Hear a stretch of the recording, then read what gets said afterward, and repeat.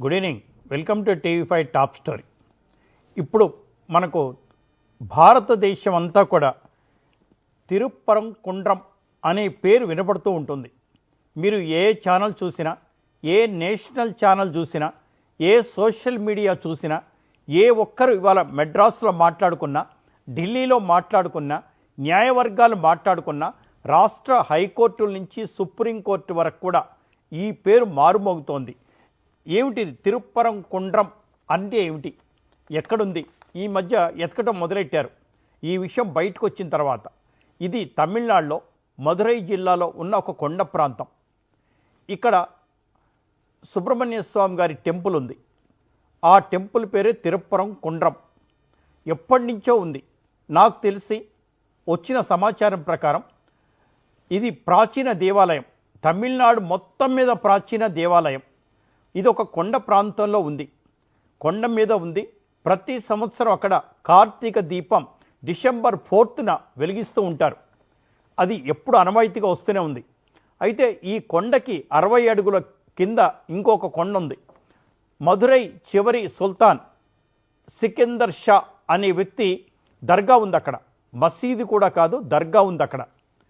సికిందర్ షా మన దేశానికి సంబంధించిన వ్యక్తి కాదు. ఈ దేశ పరిపాలకుల్లో ఒకరు. ఎక్కడి నుంచో వచ్చారు, బాబర్ లాగా వచ్చారు, దేశాన్ని పరిపాలించారు. మదురై రాజధానిగా చివరి బాద్షా ఆయన దర్గా అక్కడ ఉందట. ఆ దర్గాకి ఎవరు వెళ్తారో తెలియదు, ఎంతమంది వెళ్తారో తెలియదు. కానీ ఎక్కడా గొడవలు లేవు. ఉన్నట్టుండి స్టాలిన్ సర్కార్ ఇక్కడ కార్తీక దీపం వెలిగించడానికి వీల్లేదు, ఇక్కడ మత గొడవలు అవుతున్నాయి, మత ఘర్షణలు అవుతున్నాయి అని ఒక పిలుపునిచ్చారు.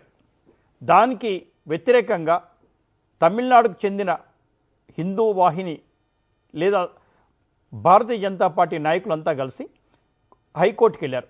హైకోర్టులో జస్టిస్ స్వామినాథన్ గారు అన్ని పూర్వపరాలు పరిశీలించి, రికార్డ్స్ అన్ని పరిశీలించి కార్తీక దీపం డిసెంబర్ 4న వెలిగించడానికి అనుమతి ఇచ్చారు. అనుమతిస్తే స్టాలిన్ ప్రభుత్వం ఈ అనుమతిని మేము ఇంప్లిమెంట్ చేయలేం, ఈ ఆర్డర్ని మేము ఇంప్లిమెంట్ చేయలేం, లా అండ్ ఆర్డర్ గొడవలు అవుతాయి, ముస్లిమ్స్ గొడవ చేస్తారు, దాన్ని తట్టుకునే శక్తి మాకు లేదు అని చేతులు ఎత్తేసారు.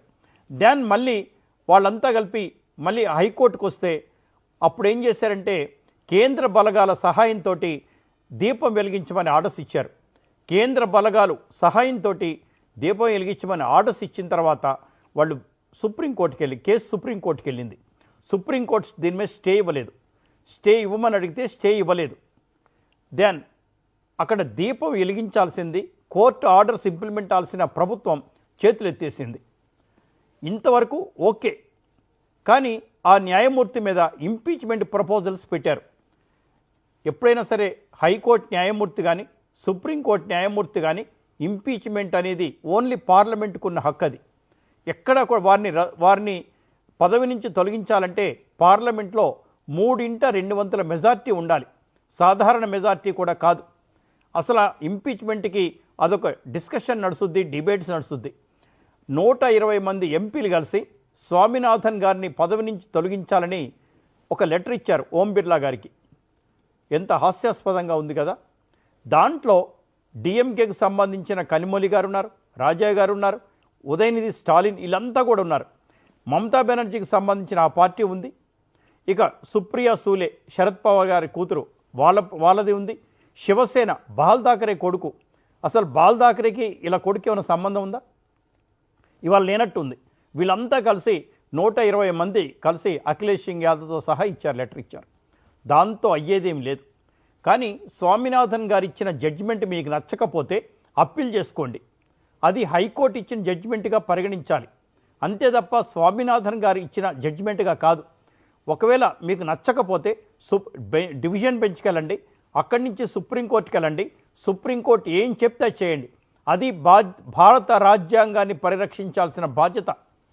భారత రాజ్యాంగం ఏంటో తెలవని స్టాలిన్ కానీ, భారత రాజ్యాంగాన్ని విస్మరించిన అఖిలేష్ సింగ్ యాదవ్ కానీ, భారత రాజ్యాంగాన్ని విస్మరిస్తున్న మమతా బెనర్జీ కానీ, సుప్రియ సూలే కానీ వీళ్ళంతా ఏమనుకుంటున్నారు? ఒకవైపున భారత రాజ్యాంగం అంటారు, ఒకవైపున పౌర హక్కులు అంటారు, అన్నిటికన్నా భారత రాజ్యాంగం గొప్పదంటారు, అంబేద్కర్ గారిని పొగుడుతూనే ఉంటారు. కానీ ఒక జడ్జి ఇచ్చిన జడ్జిమెంట్ని పై కోర్టులో ఛాలెంజ్ చేయాలన్న ఆలోచన లేదా వీళ్ళకి? ఆ మాత్రం తెలియదా? మీకు నచ్చకపోతే ఛాలెంజ్ చేసుకోండి, అంతేగాని స్వామినాథన్ గారు హిందువులకు అనుకూలంగా వ్యవహరించారు కాబట్టి, అక్కడ కార్తీక దీపం పెట్టమన్నారు కాబట్టి ఆయనను తీసేయాల్సిందే. ఏమనుకుంటున్నారు మీరు? అసలు మీ రాజకీయ పార్టీనే రద్దు చేయాలని అడిగితే, ఈ సంతకం పెట్టిన ప్రతి ఒక్కరి రాజకీయ పార్టీలు దయచేసి రద్దు చేయండి. రాజ్యాంగం తెలవని వీళ్ళకి రాజకీయ పార్టీలు నడిపే హక్కు లేదు. అసలు ఏమనుకుంటున్నారు వీళ్ళంతా? కార్తీక దీపం పెడితే ఆ జడ్జిని తీసేయమంటారా? ఇది సూడో సెక్యులరిజం అని పవన్ కళ్యాణ్ గారు అన్నారు. సూడో సెక్యులరిజం లాగా ఉంది. తమిళనాడుకు సంబంధించిన దాని మీద వ్యాఖ్యానిస్తూ వారు మాట్లాడారు. హిందూ ధర్మ పరిరక్షణ సమితి అని ఏమన్నా ఒక ఆర్గనైజేషన్ స్టార్ట్ చేయాలేమో అని కూడా వారు సెలవిచ్చారు. అంతేకాకుండా ఈ దేశంలో ఈ స్థితిలో ఇన్ని గవర్నమెంట్ భారతీయ జనతా పార్టీ ఉండగా, సెంట్రల్ గవర్నమెంట్ వారి చేతిలో ఉండగా ఈ రకంగా ఎంపీలు మాట్లాడుతున్నారంటే, ఈ రకంగా రాజకీయ పార్టీలు పిల్లి మోకలు వేస్తున్నారంటే రాబోయే రోజులు ఊహించుకుంటేనే బాధ, భయం కలుగుతుంది కదా. ఒకప్పుడు ఆఫ్ఘనిస్తాన్ మొత్తం హిందూ దేశంగా ఉండేది. కాబుల్, కాందహార్ ఇవన్నీ కూడా మన దుర్యోధన్ తల్లి అక్కడి నుంచి వచ్చిన వారే. కానీ ఇప్పుడు ఎవరన్నా హిందువులు అక్కడ ఉన్నారా? పాకిస్తాన్లో 9% ఉన్న హిందువులు ఇప్పుడు 0%కి ఎందుకు వచ్చారు? బంగ్లాదేశ్లో 27% ఉన్న హిందువులు ఇప్పుడు 2%, 3%కి ఎందుకు వచ్చారు? పశ్చిమ బెంగాల్ వచ్చేసారు హిందువులంతా. మరి పశ్చిమ పాకిస్తాన్ నుంచి కూడా భారతదేశం వచ్చేశారు. నేపాల్ దేశం సెక్యులర్ దేశంగా ప్రకటించబడింది. ప్రపంచ దేశాలన్నీ కూడా వారి వారి మతాన్ని అనుసరిస్తున్నాయి, ఎక్కడ ఇబ్బంది లేదు. భారతదేశానికి వచ్చేసరికి మాత్రమే ఇలాంటిది ఎందుకు జరుగుతోంది? తిరుమల తిరుపతి దేవస్థానం హుండీ గురించి కానీ, పరకామణి గురించి కానీ, ఇవాళ కొత్తగా వచ్చిన శాలువాల గురించి కానీ, కల్తీ నెయ్యి గురించి కానీ ఎంత వింటున్నాం, ఎంత బాధపడుతున్నాం. ఎందుకు హిందువులకి ఈ దుస్థితి వచ్చింది? ఓ జగన్మోహన్ రెడ్డి, ఓ మమతా బెనర్జీ, ఓ స్టాలిన్, ఓ అఖిలేష్ సింగ్ యాదవ్ లేదా కాంగ్రెస్ పార్టీ నాయకులు ఎందుకు ఇలా ప్రవర్తిస్తున్నారు? వీరి పరిపాలనలో హిందూ ధర్మ రక్షణ సంస్థ ఏం కావాలి? అసలు హిందూ ధర్మానికి విలువ లేదా? హిందూ మతానికి విలువ లేదా? హిందూ మతస్థులందరినీ కింద కూర్చోబెట్టి మిగతా వాళ్ళందరినీ బెంచీల మీద కూర్చోబెడతారా? ఎన్ని రోజులు ఇలా చేస్తారు? ఎక్కడన్నా హిందువులు ఇతర మతస్థుల మీద దాడి చూసారా? దాడి చెయ్యొద్దనే నేను చెప్తున్నాను, చూసారా కాదు. ఎవరెవరిని దాడి చేసుకోవడానికి వీల్లేదు. కానీ మిగతా మతాలు కూడా అవి పాటించాలి కదా. హిందూ ధర్మశాస్త్రంలోనే నాస్తికులు ఉంటారు. దేవుడు లేడు అని చెప్పి హిందూ దేశంలో బతకొచ్చు. నేను నాస్తికత్వం అని చెప్పి హిందూ దేశంలో బతకొచ్చు. అసలు దేవుడే లేడని ప్రచారం చేసేవాళ్ళు కూడా ఉంటారు. ఇంకా మూఢనమ్మకాలంటూ కొట్టేస్తూ ఉంటారు. వాళ్ళంతా కించపరుస్తూ ఉంటారు. హిందూ దేవుళ్ళని కించపరిచే సినిమాలు నడుస్తుంటాయి. హిందూ దేవుళ్ళని కించపరిచే ఇతర మతస్థులు బాగానే ఉంటారు, నాస్తికులు బాగానే ఉంటారు. కానీ ముస్లిం మతంలో కానీ, క్రిస్టియన్ మతంలో కానీ నాస్తికులు ఉంటారా? ఒక్కసారి ప్రచారం చేయమనండి. ఆ మతాన్ని అనుసరించిన వాళ్ళు ఇస్లాంలో ఉండరు, క్రిస్టియన్ మతంలో ఉండరు. కానీ హిందూ మతానికి వస్తే మాత్రం మత ప్రచారం చేయకపోను అదే మతాన్ని దూషిస్తారు, నాస్తికులు అంటారు, దేవుణ్ణి చూపించమంటారు. మిగతా మతాల్లో చూపించమనండి. ఎందుకు హిందూ మతంలోనే ఇటువంటి దుస్థితి నెలకొంది? ఇదొక్క పాయింట్. హిందూ ధర్మం అనేది నిన్న ఒక పెద్ద మనిషి చెప్పారు, ఒక మర్రి చెట్టు లాంటిది. అన్నీ ఉంటాయి దాంట్లో. పైన పక్షులు ఉంటాయి, కింద చీమలు ఉంటాయి, మనుషులు ఉంటారు, అందరూ ఉంటారు. అదే హిందూ ధర్మం, హిందూ శాస్త్రం. మరి ఎందుకు ఇంత ఇబ్బంది పడుతోంది? ఈ మధ్యకాలంలో చూసినట్టయితే మరి ప్రతి ఒక్కరు కూడా హిందూ మతాల్లో మార్వాడీస్ అంటారు, బ్రాహ్మణులు అంటారు, వైశ్యులు అంటారు, కమ్మ అంటారు, రెడ్డీస్ అంటారు, కాప్ అంటారు, బలిజ అంటారు, మాల అంటారు, మాదిగ అంటారు. దయచేసి వీరందరూ హిందువులే. ఇతర మతస్థులను పిలిచేటప్పుడు మాత్రం మైనారిటీలు అంటారు, ముస్లిమ్స్ అంటారు, క్రిస్టియన్స్ అంటారు. వాళ్ళని మాత్రం మతస్థులుగా పిలుస్తారు. అదే హిందువులు వస్తే మాత్రం కులాల వారీగా విడగొడతారు. వాళ్ళు గోబ్యాక్ అని వీడంటాడు, వీళ్ళు గోబ్యాక్ అని వాళ్ళు అంటారు. ఎవరు వీళ్ళంతా? జాగ్రత్తగా హిందూ ధర్మాన్ని ఆచరించే వాళ్ళు, హిందూ ధర్మాన్ని పాటిస్తున్న వాళ్ళు, పాటించాల్సిన వాళ్ళంతా గమనించండి. ఈ మధ్యకాలంలో ఇది బాగా పెరిగిపోయింది. హిందువుల్ని కులాలుగా విభజిస్తున్నారు, మిగతా వాళ్ళని కలుపుతున్నారు. ఇది మంచి పద్ధతి కాదు.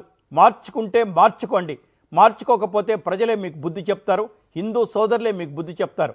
ఏదైనా సమస్యలుంటే పరిష్కార మార్గాలు ఉంటాయి, అంతేగాని ఇలా కించపరిస్తే మాత్రం కాదు.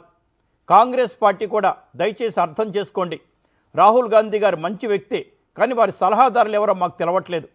కాంగ్రెస్ పార్టీ ఇందిరాగాంధీ గారు ఉన్నప్పుడు ఫక్రుద్దీన్ అలీ అహ్మద్, జాకీర్ హుస్సేన్ లాంటి గొప్ప వ్యక్తుల్ని ప్రెసిడెంట్లు చేశారు. అబ్దుల్ కలాం గారిని ప్రెసిడెంట్ చేశాం. అజరుద్దీన్ గారు లాంటి వారిని క్రికెట్ టీం మనం కెప్టెన్గా చేశాం. ఏదన్నా దేశంలో జరిగిందా ఇలా? ఏదైనా దేశంలో జరిగే అవకాశం ఉందా? మరి ఒకప్పుడు గులాబీ నబీ ఆజాద్, ఏకే ఆంథోనీ ఇటువంటి గొప్ప గొప్ప నాయకులు ఇతర మతస్థులైన అన్ని మతాలను కాపాడారు కాంగ్రెస్ పార్టీలో. మరి ఇప్పుడు అటువంటి జరుగుతోందా? ఎందుకు రావట్లేదు? ఎందుకు సంతకం పెట్టారు కాంగ్రెస్? ఒక్కసారి ఆలోచించుకోండి. ఏమైనా మీటింగ్ పెట్టారా? ఏం జరిగిందో తెలుసుకున్నారా? మొత్తం రివిజన్ చేశారా? రివిజన్ చేయకుండా రేపొద్దున తమిళనాడు ఎన్నికలు ఉన్నాయి కాబట్టి వారు ఏం చెప్తే చేస్తారా? డిఎంకే మిమ్మల్ని ముంచబోతోంది. అలాగే మొన్న లల్లు ప్రసాద్ యాదవ్ కొడుకు ఆ పార్టీ కూడా మిమ్మల్ని ముంచేసింది. ఒకప్పుడు అన్ని రాష్ట్రాల్లో వెలుగొందిన కాంగ్రెస్ పార్టీ, కేంద్రంలో పాలించిన కాంగ్రెస్ పార్టీ, నెహ్రూ వీళ్ళందరూ ఉన్న పార్టీ ఏమైంది మీ అందరికీ? ఏది పెడితే సంతకం ఎందుకు పెడతా ఉన్నారు? మరి చూద్దాం ఏం జరగబోతోందో. మరి అసలు యాక్చువల్గా ఒక మెసేజ్లు వస్తూ ఉన్నాయి.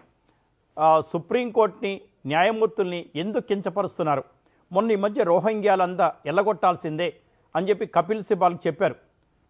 సూర్యకాంత్ గారు, చీఫ్ జస్టిస్ ఆఫ్ ఇండియా గౌరవనీయ సూర్యకాంత్ గారు చెప్పేశారు, రోహింగ్యాలందరూ కూడా ఎల్లగొట్టాల్సిందే, ఎస్ఐఆర్ సర్ నడవాల్సిందే, ప్రతి రాష్ట్రంలో దొంగ ఓటర్లను ఏరేయాల్సిందే, ఇతర దేశస్తుల ఓటర్లని ఏరేయాల్సిందే, వాళ్ళందరినీ వారి దేశాలకు పంపించాల్సిందే. ఆధార్ కార్డు, దొంగ ఆధార్ కార్డులు, డూప్లికేట్ ఆధార్ కార్డులు సృష్టిస్తున్న వీరికి మీరు సపోర్ట్ చేయొద్దన్నారు. ఇంకోటి రెండో విషయం ఏం చెప్పారంటే, దేవుడు సొమ్ము దేవుడికే, ఏ మతమైనా సరే వారి సొమ్ము వారికే ఇవ్వాలి, గవర్నమెంట్కి చెందదు అని జడ్జిమెంట్ ఇచ్చినందుకు వీళ్ళందరూ కోపం వచ్చిందా? రోహింగ్యాల్ని ఎల్లమన్నందుకు కోపం వచ్చిందా? ఎస్ఐఆర్ కరెక్ట్ అని చెప్పినందుకు కోపం వచ్చిందా? మరి ఎందుకు వచ్చింది ఇవన్నీ? చీఫ్ జస్టిస్కి లెటర్ రాస్తున్నారు, చాలామంది లెటర్ రాశారు. దీనికి ప్రశాంత్ భూషణ్, కపిల్ సిబాల్, అభిషేక్ సింగ్ మన్వి ఇటువంటి వాళ్ళు ముందుంటారు. ఏం జరుగుతోంది భారతదేశంలో? ఎందుకు ఇప్పుడే ఇటువంటి జరుగుతున్నాయి? మనకు శంకర్ మౌనిక్ గారు, ప్రముఖ advocate and Bharatiya Janata party నాయకురాలు, అలాగే హమారా ప్రసాద్ రాష్ట్రీయ దళిత సేన అధ్యక్షులు, వీరిద్దరు అనుకున్నారు. మౌనిక మేడం నమస్తే.